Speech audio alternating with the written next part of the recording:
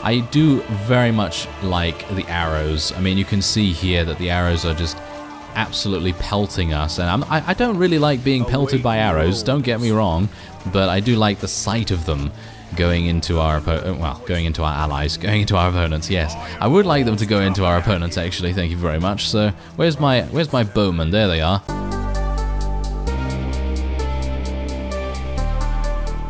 Hello reformers, and welcome back to Medieval Kingdom Wars. Last time I checked out the earlier updates, and well, I'm coming back to check out some of the latest ones. This video is kindly sponsored by the developers, and to celebrate for update 50, there's a 50% off sale, and I believe this is actually the best ever sale and best ever discount that there's ever been. And I've been playing a campaign with the Duchy of Austria. Oh yes, as you can see, I have a bunch of English ones just because I'm English. We've got to have 3 English saves for some reason. Don't know why we do, but we do. Anyway, let's go into my latest save, because I'm currently on the warpath towards one of our enemies. Now, if you'd like to check out the earlier stages of this game, then by all means leave it in the comments, and I might be able to do a little bit of a how to set up your first couple of armies or something along those lines kind of video, kind of a bit of a tutorial, something like that. Anyway, we're going to pause the map here. Alright, now this game is generally running in real time, and if you don't pause the game, the AI is gonna kind of run away with things a little bit. You do need to be a bit careful about the AI. So right now, I am going towards the papacy at the moment. I am wanting to wage war against them and maybe take my first town slash village, whatever it may be. Now, I started at Salzburg over here, and I built it up. I, built a stone, ironworks, all that sort of thing. And if you'd like to see my other foray into Medieval Kingdom Wars, then there will be some links down in the pinned comment, and you can check that out. There's a whole playlist there full of, well, there's 3 videos of those. And yeah, it will demonstrate a bunch of other things. But now, in this video, we're going to be concentrating on the new features, as well as doing a couple of battles in real time, because beforehand, I was kind of auto-resolving a little bit in the previous videos, and that was because it was the most efficient way of conquering things. But in this one, oh yeah, we're going to be doing things a little bit differently. Now, you can see here, I have an absolutely full army of macemen and billmen, which, by the way, have been toned down a little bit.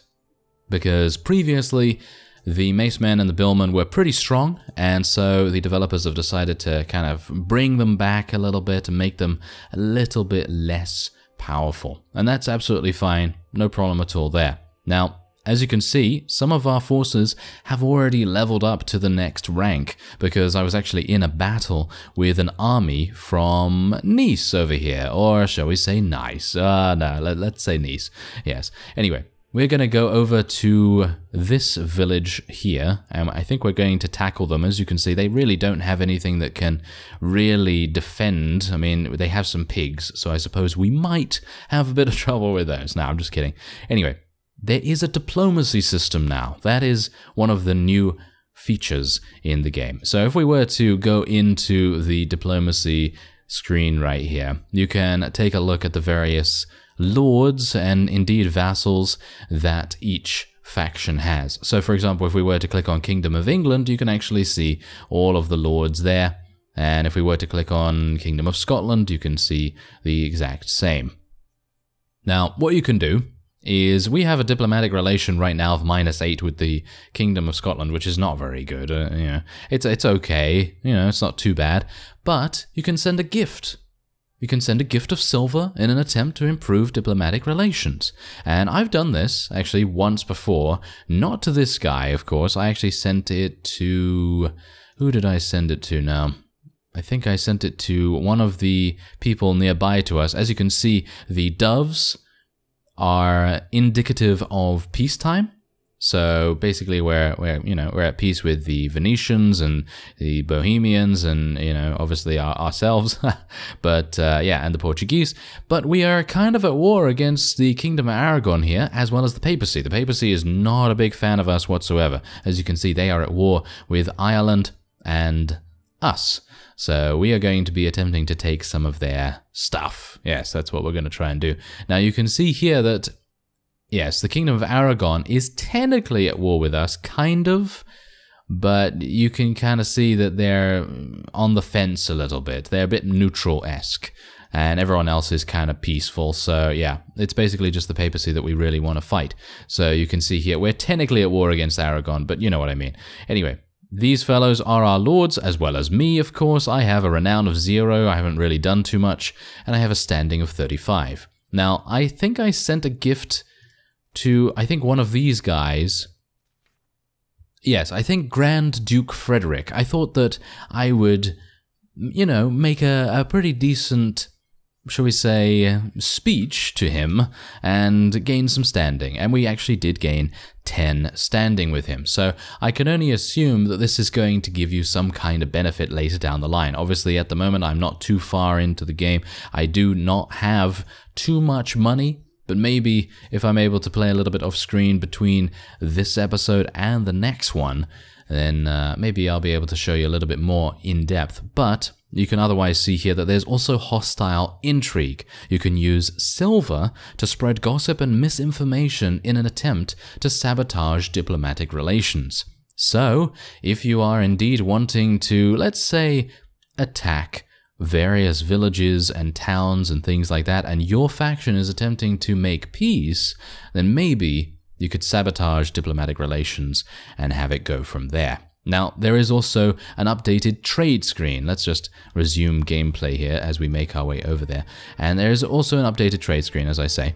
And you can go over here, and here is the trade screen. So basically, you can left-click to buy, and you can right-click to sell. Now, obviously, that really depends on, what is really, really expensive and what is rare and all that sort of thing. And each town and each village also has their own production of various goods. So if you, for example, capture a town that produces spices, then you're going to be getting spices, and you can sell those for a certain amount of silver.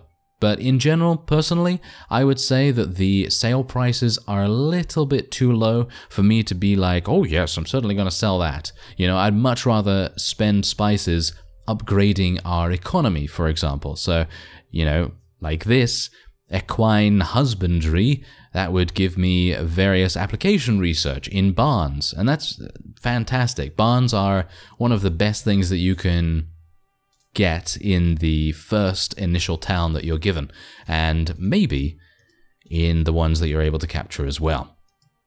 So let's continue, and we will go over here. If I can just actually select my person, thank you very much.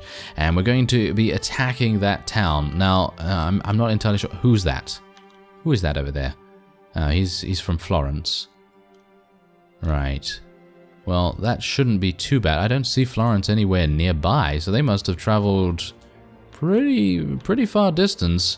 But yes, you can see by the little icons as well above the town names which ones you're actually at war with and which ones you're not. Anyway, we're going to attack the town. Let's do this. Okay, so the town currently has a combat rating of 40, and we have a combat rating of 131. So I think we're going to be pretty fine here. Let's do this. Yep, why not? Let's go. We're not going to auto-resolve it. We're just going to go straight on in there and do this the old-fashioned way, because we haven't really done too much of that in the past. And I think one of the greatest strengths of medieval Kingdom Wars is literally their battle system, because the arrows, everything that you are going to be shooting is projectile based, so they're not just going to automatically like home in on the opponent or anything like that. And you also need to, of course, move your ladders, move your siege engines and all that sort of thing to the gates, to the walls, and, actually move them. They don't just magically appear or anything like that. Okay, so here's our forces. I'm going to move my camera a little bit, And where do I have to actually go over here? Oh, I guess I have to go this way. Bear in mind that my silver is draining at the moment, which I'm not very happy with, but, well, that's how we're going to have to do things. Now, we do need to be a little bit careful here, because I have had a situation where the AI has decided to flank us and attempted to take our flag, because if they're able to come over here and, you know, basically stay in the vicinity of your flag, then they will be able to basically capture it and end the battle prematurely with them being victorious. And that is not very good. No, that is not very good at all. So basically what I'm going to do is I'm just going to leave Macemen and Billmen here, because I'm a bit worried about the AI doing that again. I don't know whether it was just a special event or something, but we do need to be a bit careful of it. Anyway, this is actually a very similar little village to what I started with, so this is actually going to be a pretty nice thing for me to take, because I'm pretty used to, you know, actually building this kind of thing up. Okay, so it seems like there are 2 ways in. Okay, so yeah, that's a bit interesting. Okay, so we're gonna take some of these guys around here, and then we're gonna take these guys around the other side. Now these guys are bowmen, obviously. No, where's my bowman? Did I? Ah, there they are. Okay, so there's my bowman. I'm actually going to tell them to go on number 3 here. I'm going to try and just make sure that we keep track of them reasonably well. And I think we're probably going to take our bowman over here. So we're going to tell them to stand there. And we're going to tell these guys to stand around here. And we're going to give them on number 2. And then these guys can go on number 1. And then we're just going to take them in from the other side. Oh yeah, we're going to do some sneaky stuff. And I don't even know whether I really need to do this, because, as I say... Oh, here we go. Alright, we're fighting immediately. Alright, well, it seems like I might need my other forces over here to prevent our guys from taking an insane amount of damage. So I'm going to just tell my archers to fire away. Look at that! Look at the arrows. Oh yes, they are sticking in every single one of these bodies here.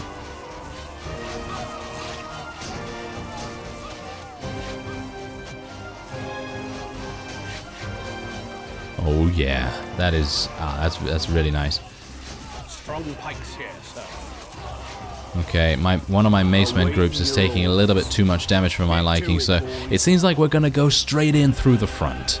I was actually thinking that I probably wouldn't do that this time around, because, well, the last time that I demonstrated Medieval Kingdom Wars, I actually took a town. Yes, a very large town in actual fact. But the problem with that was that we had to go straight in the front, so I was hopeful that I'd maybe be able to do kind of a sneak attack this time. But no such luck, So it seems like I'm going to have to... Yeah, we're going to have to charge these guys. We're going to have to charge these archers, because they are absolutely murdering us right now, aren't they? Yeah, there's a group of macemen over here that I'm going to need to get away from the battle. Look alert, boys. Okay, you just get out of there, thank you very much. Now, they have also, the developers, they have also revamped the healing system. So now units cannot heal if they are less than rank 5. So they will automatically heal or start healing once they have gained rank 5. And I think that's a pretty decent balancing decision, because obviously you're going to think about taking these various towns from the opponent, and you're thinking about these guys that are literally just fielding, you know, rank 2s, rank 1s, and things like that. And you're kind of a bit irritated with these guys continually regenerating their units and things like that. So I guess it would make sense for that kind of thing to happen. And now we are raising our flag here. Is trouble brewing? And that should maybe, I think, capture it for it. No, we need to go all the way over here to the town hall. I was maybe thinking that we'd be able to achieve victory that quickly, but I don't think that's going to happen. So I'm going to bring my other macemen in here. We are taking this. Our forces are making our way up. And there's another one here. I don't know whether we need to go all the way to the town hall, because as I say, this is the first time I've taken a village. Well, without auto-resolving, shall I say. There we go, we've taken it. There we go. Ah, okay, so that means that basically I can now start to build a couple of things from here if I so desire. So if I want to, I could get a bit of a head start on that, I guess. Well, that's interesting, because I would have expected that we would be able to do that in the city screen, because in Medieval Kingdom Wars there are 2 separate screens that you want to be concerned with. Well, technically there's 3 if you include the battle screen. But anyway, point is, 1 is the city screen, where you're going to be doing your basically your economy and making sure that you have as many troops as you can get and producing units and things like that. You can produce units on the world map, but that is much more expensive. And I'm talking much more expensive. So if you need to do that in a pinch, if you're very, very hard done by and you need some units very, very quickly, then obviously that is probably your only option. But if you have, some time and you want to make sure that they're all ranked up perfectly fine and everything like that, then you can go into the city view and recruit units specifically from the barracks, from the archery range, from the stables, siege engines, and so on and so forth. And that is very, very cool to actually see those guys coming out of the barracks and to level it up as well. And I actually like that a lot. I do very much like the arrows. I mean, you can see here that the arrows are just absolutely pelting us, and I don't really like being pelted by arrows, don't get me wrong, but I do like the sight of them going into our going into our allies, going into our opponents. Yes, I would like them to go into our opponents, actually. Thank you very much. So where's my bowmen? There they are. I have a couple here, so if you could just come over here, that would be great. And there you go. That is the siege. That is the siege. We have successfully raised our flag. I think otherwise we probably could have eliminated these fellows here. But anyway, before they implemented the trading system, it was only possible to gain resources, and I'm talking about research resources here. It was only possible to gain those from winning battles. And you can imagine that it's kind of a bit janky, it's a little bit difficult to get that unless you are doing battles consistently. And well, some of the time you're going to be doing that. I mean, you're going to be battling quite often. Anyway, we have taken this now, which is pretty fantastic. And let's actually just take a look at what's actually going on with my army here. Alright, so I have some bowmen here. Okay, interesting. Okay, so if you can take a look here, these yeomen right here, they've leveled up. Yeah, they've leveled up pretty heavily from what they were before, because as far as I'm aware, when we went in there, they were like rank 2, rank 3, so yeah, they've leveled up from killing us, which is pretty amusing in itself. Anyway, I'm going to be lowering my tax rate just a little bit. I do realize that in my previous videos, I raised the tax rate to 100%. And now, if you don't care about your citizens, then yeah, that's probably a good idea. I'm actually unsure whether that makes too much of a difference, whether their mood is, the worst it can be, or whether it's really good, but I decided to err on the side of caution this time, because we are playing things a little bit less auto-resolve-y, and so, yeah, I'm deciding to do things a little bit more by the book, and a little bit less evil, yes. I mean, we are not playing the English this time, so I suppose it would make sense. I'm just kidding. Anyway, let's see if we can... I think what I'm probably going to do is we're going to go into the city and just see what they currently have. So as you can see, this village will produce parchment.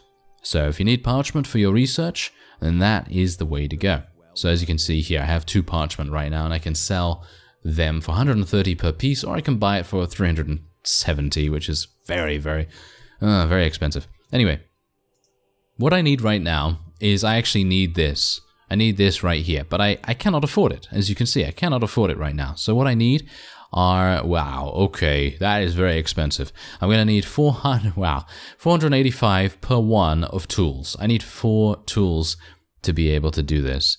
And I'd very much like to get all of these things, because you can see here, increases the maximum food of your livestock, increases the meat gather rate of your peasants, and it also improves the food income from cows And selective breeding helps livestock animals fatten faster too.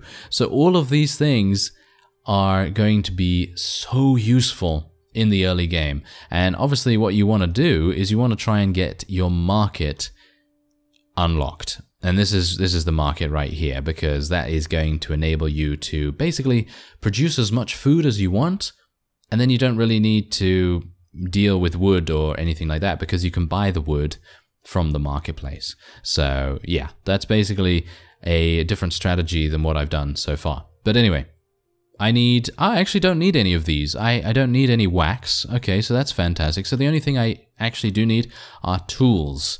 So let me actually just take a quick look around here. How's Nice doing? Nice is a dye place, okay, and parchment. Oh, wow, dye and parchment at Marseille. Oh, okay, well, that's actually pretty good. Well, as I was thinking to myself, as I was on my way here, I thought to myself, yes, I'm going to conquer this entire area, and Provence will be mine, yes. But I'm not entirely sure if we're going to be able to do that. As you can see here, this is the Kingdom of Aragon. This guy also produces parchment. Interesting. Statues. And yes, there we go. What's this? Hides. But you can kind of see what I'm trying to do here. I am trying to find a village or a town that produces what I need in terms of tools. If it doesn't, then obviously I can just sell the things that I don't need and, you know, buy the things that I do. So now, of course, because I have quite a bit of wax, I don't really need that. So yeah, I have a pretty decent amount of dye as well. So what I'm going to need to get, you see, along the way to mercantilism, I'm going to need to unlock all of these things. So I need the husbandry of everything, I need the quartermasters, and then I can get mercantilism. So it's a little bit of a leapfrog system there as well. And so I'm going to probably try and do that. On the other hand, what you can try to do is, if you don't want to go for the market and you don't want to make your economy a little bit better, then you can go for the military. And you can do this, I think, a little bit easier. It's a little bit easier because I think hides are a little bit more common than tools seem to be at the moment. And you can just improve your army and basically make them into absolute beasts. So if you want to do that, you can. Anyway, what we're going to do is I'm actually going to buy the tools that I need. So we're going to go for 4 tools. I need to buy 1 spice. Now I can sell, for example, this statue. I'm not going to need this statue anytime, as you can see. So I'm going to sell that for 193. There it goes. And we're going to buy 4 tools. This is going to be very expensive.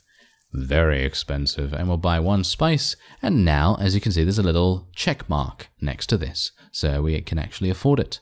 There you go. Okay, so we've unlocked that. Fantastic. Now we need 5 dye and 6 wax to be able to, well, basically get cattle and sheep, you know, unlocked in the barns. And I'm going to actually show you the barns right now. So let me just collect the taxes real quick from everyone, and then we're going to go into the city. Alright, so welcome to our newly conquered village. It's very, very familiar, is it not? Because we just slaughtered a bunch of people here, didn't we? Anyway, I'm going to select our manor first, and how many serfs do we actually have? It seems like we only have 1, because we slaughtered the rest of them. Alright, so what we're going to need to do is we're going to get about 6 of those guys. Now you can see here, this is our population limit in the bottom right. You cannot get more than 30, as far as I'm aware. And you're going to obviously need to abide by that for the most part. Now, usually what I'd do in like a normal gameplay session is I'd probably kill off these yeomen once I have a pretty suitable garrison here. So I'm talking about at least 5 macemen, at least 5 archers, and I'm talking about squads, 5 squads each of these things. So I'm talking about making a barracks. Do I have enough for a barracks? Let's actually have a look here, because I have upgraded my previous village of Salzburg, and basically leveled it up to level 5, and that enables me to have more build points. And I think that's also a new feature. Alright, so you can see here that we do have some more yeomen down there as well. Alright, so what we're going to do first is we are going to... Well, we're not going to build stone or iron or anything like that, but we are going to go for a barn. Yes, barn is very, very important. Alright, so we're going to improve the speed as well. There is actually a little speed counter that you can increase to ×2. And I'm not entirely sure if that was there before, so that's a pretty nice addition. And we do have 2 extra things over here, so it seems like that's going to be the barracks down there. So what we can do is we can get an iron camp there, and we can get a stone camp here. Ah, we don't have enough wood just yet, but we have enough serfs, so let's go and get some more wood, shall we? Yes, exactly. So this is kind of how you're gonna start off in general, unless you are of course playing England, because apparently England actually has the most enemies when first starting off, and so you're gonna maybe have a bit of a difficulty, you know, defending some of your villages, even though I actually did do that in the previous couple of videos, so I'm not entirely sure about that, but, well, maybe I just got a bit lucky.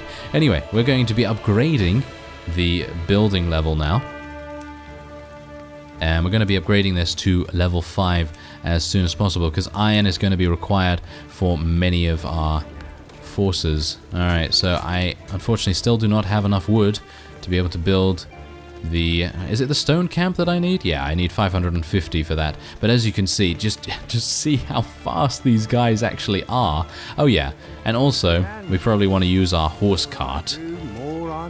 Come on, horse cart, get over here. Yes, there we go. Okay, so what you can do is you can use this horse cart as kind of like a mobile resource drop-off point.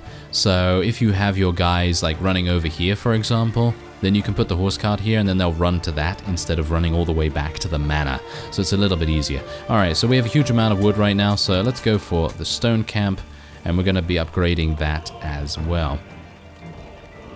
And we probably also want to do something about getting some walls and things like that, but I think I probably have to upgrade the village before I'm able to do that. So anyway, let's go to the military build menu here. I'm gonna get some barracks, but as you can see, it does actually need 1,450 stone, so it's pretty good that I actually built that stone camp finally. Let's upgrade it so that we can actually start getting some.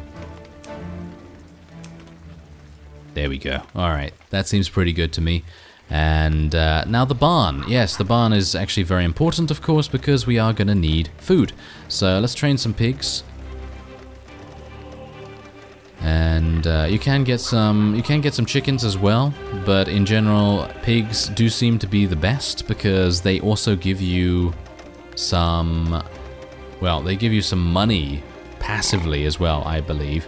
Now what you can do is you can tell them to gather the resource once they are fully fattened, or you can just tell them to do whatever they'd like at any point. So let's task them to livestock, and let's tell them to go and do that and see how much we're actually going to get from that, because I might actually need to buy some food or something like that to be able to get some, or maybe I'm going to tell my people to go off and pick some herbs or something like that, because they can also do that to get some food. So maybe that's going to be necessary, but yeah, we probably want to put some of our wood gathering guys on the livestock as well so we can gain some more food that way, because we have a huge amount of wood right now, and it seems like we have enough for a barracks. So let's build that. There you go. Alright, so yeah, you can see that this is actually taking shape right now, and I should have a fully functional village in no time. It's really just if you are kind of a bit more serious that you might want to wait a little bit just to make sure that you have full resources and a bit of a garrison as well before leaving. And so I'm probably going to do that in between episodes as well. So what we're going to do right now is I'm going to wait until my barracks is constructed. It's very, very soon done. There we go. And now we're going to go back to the world map, and I'm going to take a look and see if I can upgrade my village, because if I can upgrade the village, I might be able to build some walls around it and some wooden towers and things like that, because I was able to do that in my home village as well. So let's have a look at, yep, there you go. So you can actually upgrade the city. That is going to cost you 750, which is a pretty decent price for what it is able to do. And it basically gives you additional anchor points in your village to be able to build additional structures, including walls and things like that. So I think that's pretty fantastic. And that will be it for the first revisiting of Update 50. And just a small reminder that the game is on sale for 50% off right now through the link in the description. And so I thank you very much for watching, and I will see you next time.